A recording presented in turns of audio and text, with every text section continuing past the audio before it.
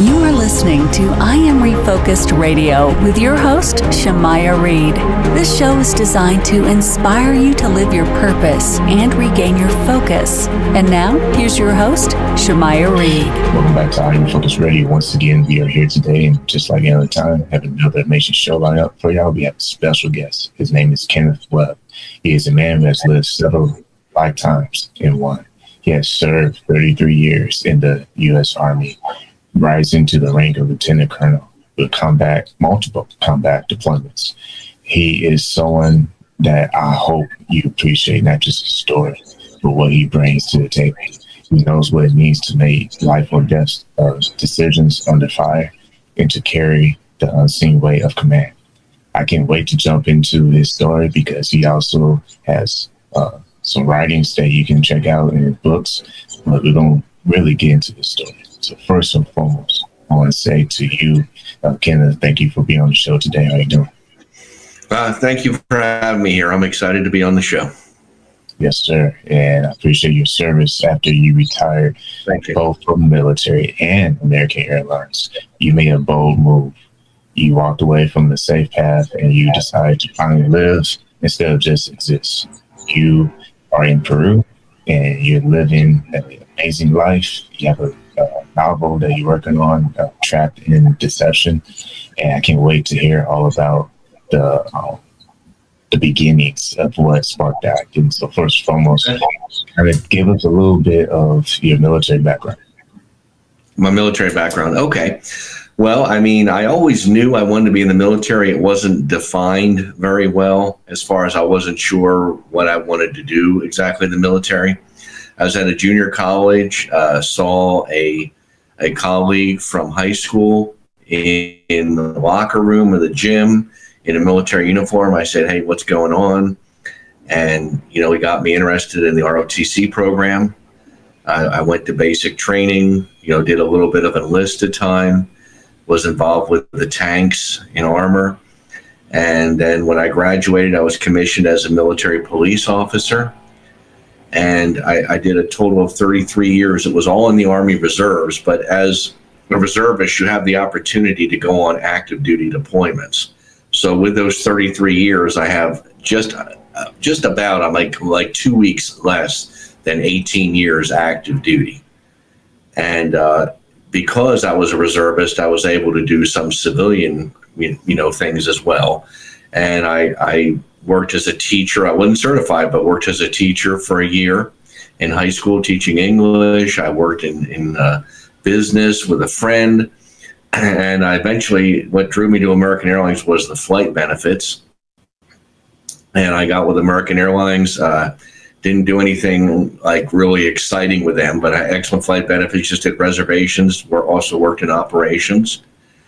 And I mean, the background was I got a degree in English. I didn't play the game very well. I was loving to learn, but my grades weren't what they should have been. It wasn't because I didn't study. It's because I would love to just read. And I was so involved in the ROTC program that, I had an embarrassing GPA. So I tried to go get a master's degree right after my bachelor's. That didn't work out. I wound up going back for my master's degree in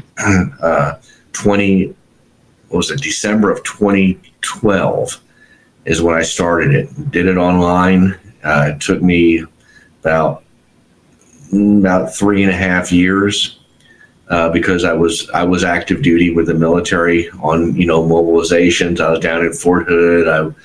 I went to Guantanamo Bay, Cuba, did my master's thesis there in Guantanamo Bay while working full time.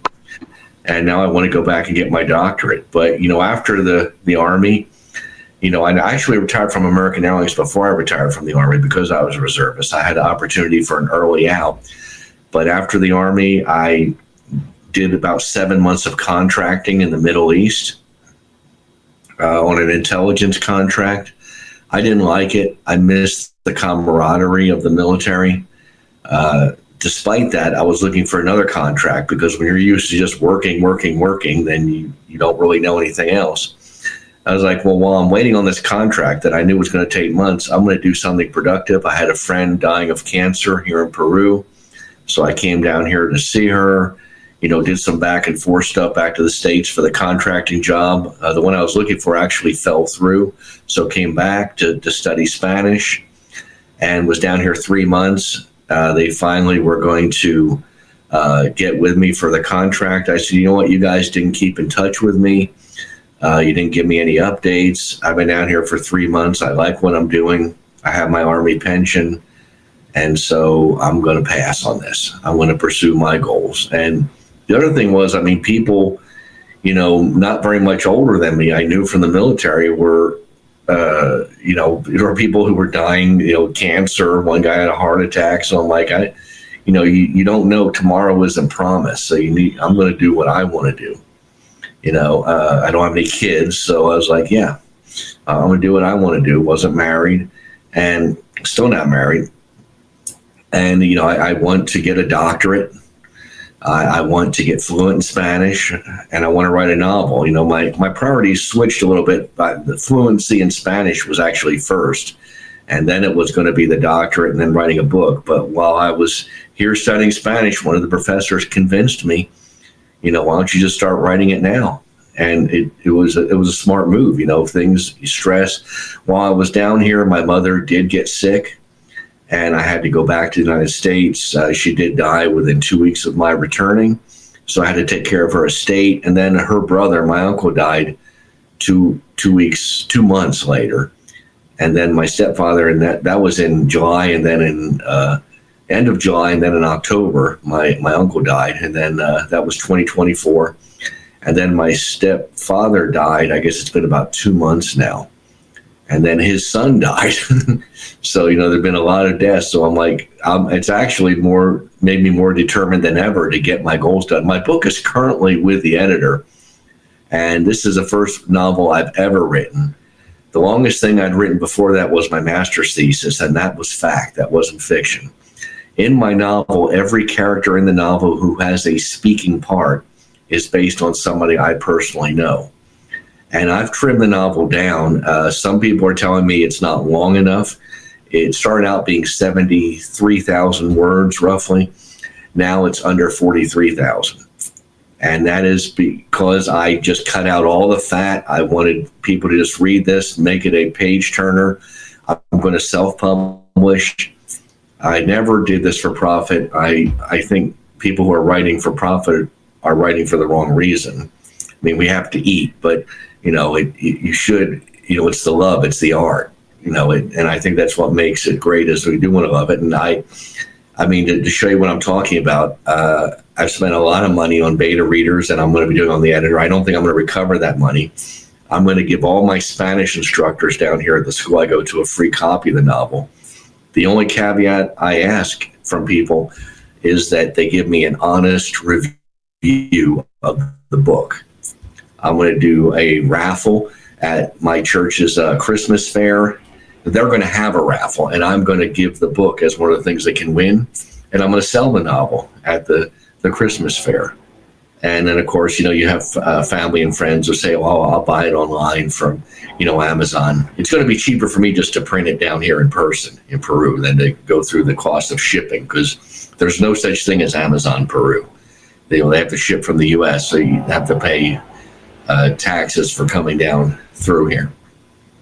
And that's really it. The thing is, some of the things in the novel, one thing that I'm proud of in the novel, some people were saying like, oh, Ken, nobody would ever speak that way, or the text would never be that way. Well, they're all taken from real texts. I just changed people's names and changed dates and locations, but the texts and the emails, those are real things. They were real conversations. They said the bad guy in there starts out looking sophisticated. He gets down to Peru, and he's like the Big Lebowski. And that's based on somebody if you don't know the Big Lebowski, he's just a guy that was just kind of, could be very silly. And the novel is a crime psychological thriller, and it's a drama. And it starts out with someone who works in a bank in Dallas, Texas, a made-up bank. And he does a white-collar crime, steals the money, not with a gun, but by stealing it, faking his own death. That's a common theme. And apparently he has reinvented himself more than once. And he escapes down to Huancayo, Peru. You've probably never heard of Huancayo, Peru. And that's because you go there are no gringos like me. You go there, you will not see white people. You will not see Anglos there. And not only that, but nobody there spoke English. You had to go to the tourism people. When you go on a trip, they can speak English. They can speak some French. But it's just a great place to hide. He's going down there under the guise of being some type of a missionary, and he's planning his next heist when he goes down there. I won't say where it is. I don't want to give that away, but it's also in Peru. And he had said, oh, this is the big heist I'm doing in Dallas. This is everything. I'll never have to work again. But, just like those people that can never get enough, alcoholic, drug addict, and it's based on somebody I personally know.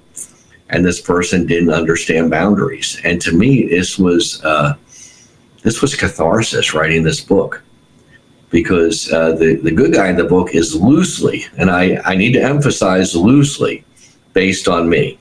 The good guy in the book is a computer genius, which I am not. And the bad guy in the book is a lot worse than the person that I based him on, who used to be my friend. He's no longer my friend. But he's a very manipulative person.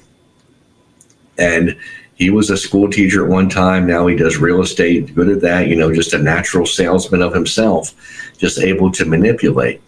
And you see the good guy in the book growing in the book. And he's experienced the catharsis. He's coming to the realization that he doesn't need to get even with the guy. And the reason that he's even involved with the guy at all is because the guy, one of the things he stole was a cryptocurrency key. And he can't unlock the key. They've done some nifty computer stuff to keep it to where he can't unlock the key. And so he calls up his former friend, who he really mistreated, and wants him to go down there. And the friend initially says, no, I'm not going to do that. No, find somebody else. But the bank that he stole this money from, this is where it gets a little more complicated. They were illegally gambling with their clients' money. And the money that was stolen is like the money that they've been gambling with, and they've come up with debt. And same way with the cryptocurrency key, they want to keep it from the authorities. So they're going like off the books through a contracting agency. A lot of these military contracting agencies have become popular since we've been involved in the Middle East so much in the past 2 decades. And these people have connections, and the good guy in the book had been in Afghanistan, and he has a friend, and, they just find out that he is somehow able to help in the recovery of it. So they kind of hire him because he doesn't like his job. And he works for the airlines, but he doesn't like his job. And it involves the catharsis he goes through when he goes down there to get him. And of course, he's not an operator. He's an intel, just like I was intelligence. He's an intel guy. I wound up in the end, the last 16 years, I was intelligence. And so he's not going to be a person who knows how to fight well. I'm not trying to stereotype, saying none of them do, but, kind of awkward, socially awkward, and reflects me in a lot of ways.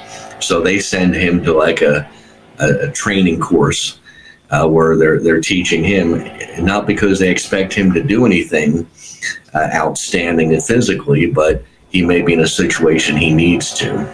And sure enough, just like, in the movies, the guy that's, they're going to have a guy who's not, maybe qualified or expected to do something, but he's going to be thrown into the middle of a situation that he is not maybe the best person for, the person they expected to be involved in that.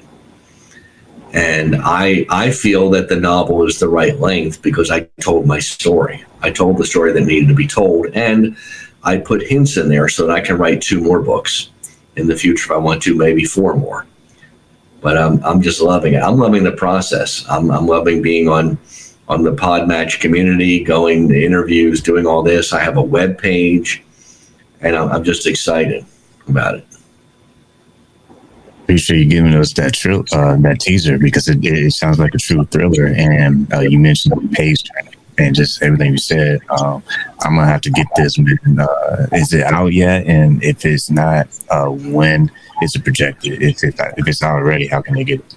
It's not out already. It's going to be on Amazon, which if you're in the U.S., that's probably the easiest way.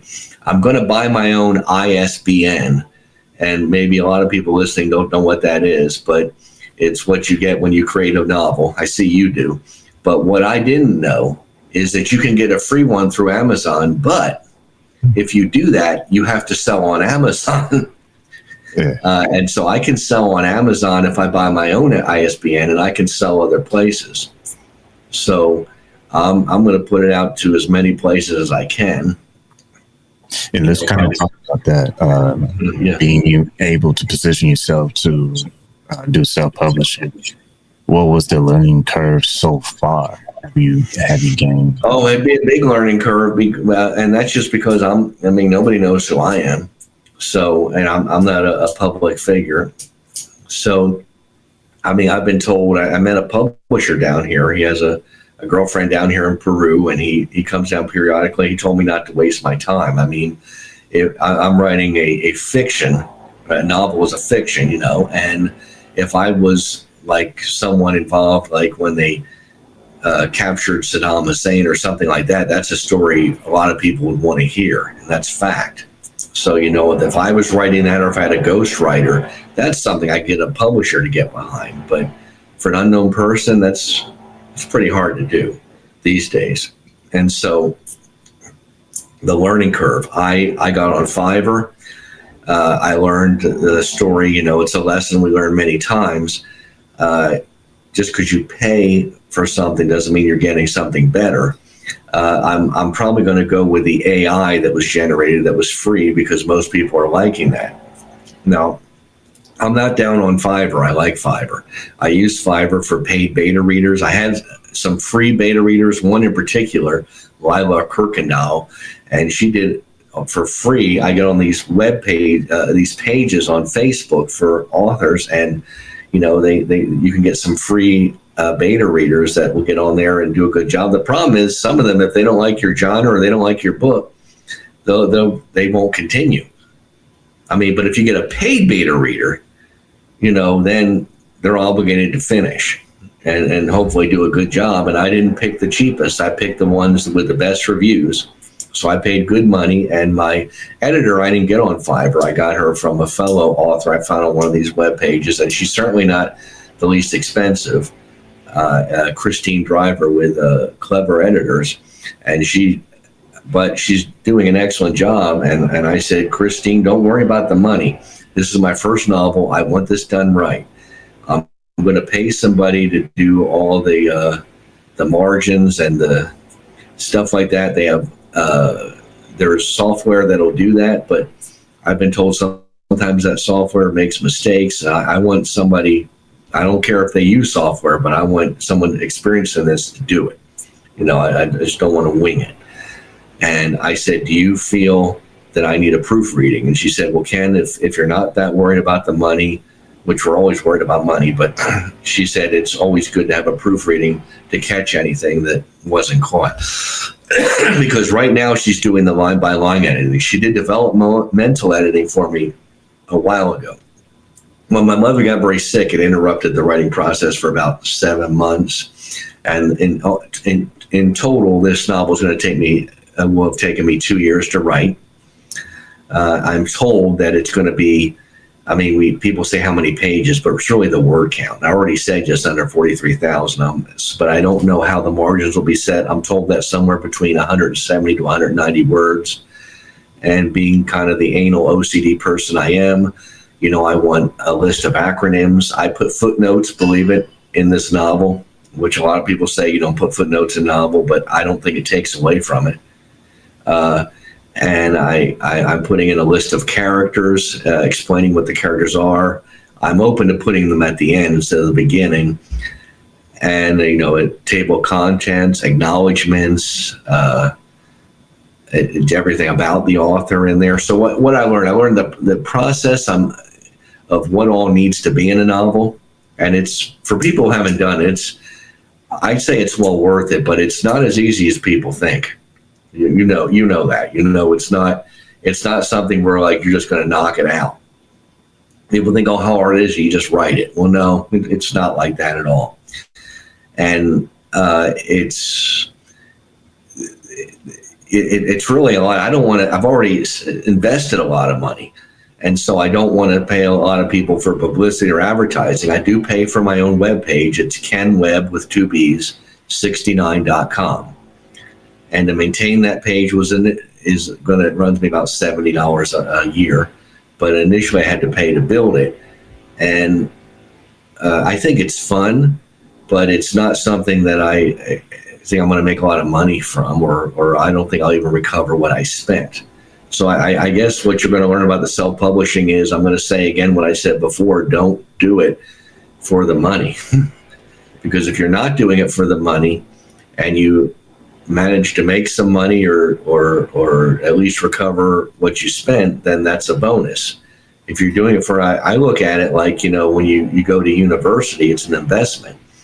Most people, unless you're going to someplace like West Point where you get paid to go, it's an investment in your future. You're not like, well, how much did they pay me for going there? That's not the idea.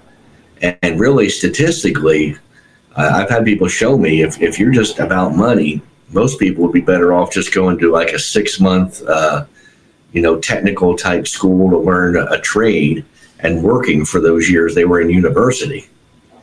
And I mean, we could talk more about that. I think we need more of those people, actually. Some people feel like the thing to do is to university. It's not always the case. So what did I learn about publishing? I learned you're not doing it for the money. I learned it's a hard process. Actually 2 years is not, with me having a 7-month break, that's not a long time to be writing the book. But keep in mind, I didn't have a job. I was studying Spanish full time. And, of course, being retired and being in Peru, I wanted to see things, try to have a life, try to date some people. And now I want to do an audiobook. But doing an audiobook of a novel of fiction is different than doing one. I listened to a general that I worked for at the United States Embassy in Baghdad. You can see that from my shirt. And his code sign is Dragon, John Tyker. And he retired as a 1-star general in the Air Force. He made 2 stars, my understanding, but turned it down so he could retire and as a civilian was working for the Undersecretary of the Air Force and was a political candidate at some point, but he dropped out, but he's pursuing other things. And he wrote a book called Boom, B-O-O-M, and it's about all his experience. He was at Edwards, he was head of the Air Wing. But when you're writing a novel and you have to imitate people talking, well, I'm going to have to imitate females in there too, because I plan on doing my own audiobook. So I'm sure that'll be a challenge. I don't think it's as challenging as writing the novel, but I may have to adjust some of the script. I'll have to talk to some people about that. But I think it's fun. That's a great insight for those who have ever been interested in self-publishing. I want to get in before we get close to closing this. I want to touch on the fact that when you think about veterans and how the process is to transition from one space to another in the public eye, leaving the military, what has been your experience like, and what advice will you have, generic advice will you have for someone who's thinking about making that transition from military to civilian? Okay, well, in my case, let me first of all say I retired twice. And in both cases, it was mandatory because you reach a mandatory retirement date. And that is based on it's based on age, but in my case, it wasn't. It was based on number of years in the military. I was a lieutenant colonel. I didn't make full colonel. And the first time I retired, it was during COVID in 2020. And it was in June. And because it was COVID, things were behind schedule. 3 days later, I got an email and it said, so much of your retirement, you were extended for 2 years. It was supposed to be so I could make colonel. Now, the catch to that was, I was like, okay, now I'm going to look for a battalion command. I hadn't done that before. But I'm like, I'm going to look for one. But then every place I looked for a battalion command, so you're in charge of so many soldiers as a battalion commander, company commander, platoon leader, company commander, the next one, battalion commander in traditional Army. And so they're like, well, you need to have a minimum of 2 years in remaining. I said, well, I have 2 years. Oh, no, you were extended, but it was backdated.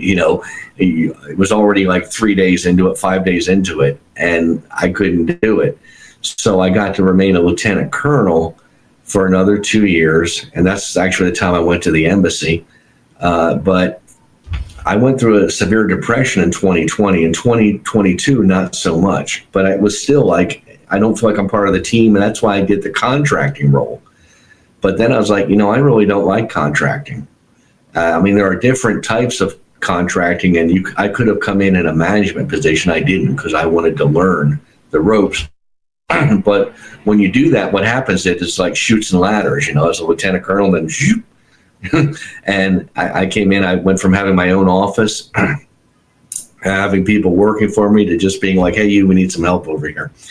And, the money's good for that. So I would suggest anyone, when you're getting out, make sure you take care of all your medical stuff, any disability, things like that. Make sure your pension is squared away. And don't be afraid to make the move if it's really what you want to do, because I had a lot of anxiety. But then I realized when I got out how much stress, I said stressor, pressure. I guess that's like a combination of new words, stress and pressure, stressor. But how much stress I had been in while I was in the military. Because, like some people are able to just separate work and well, I'm not. I took it home with me. I was stressed out. I let things people say get to me. And for those that have been in the military, they have way more power and say over your life when you're on active duty than in a normal civilian job. Even with the police, it's different than being police. You can call somebody back in if they're a police officer to work, but they don't get involved to the extent the military does, where, okay, you're going on vacation. Where are you going? You have to tell them.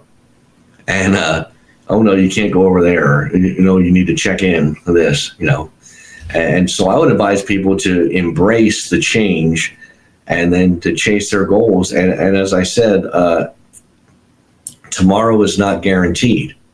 Yeah. So I want that doctorate. That's a lifelong goal. If you check out statistics, and I'm going to tell people, check out statistics, getting a doctorate, I'm 56, at my age, is not worth it financially. It's not worth it if you're in your 20s.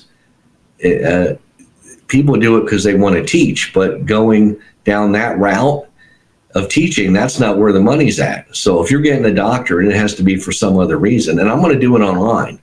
And that's because I have so many problems with attention, and I don't want to be looking for a parking space.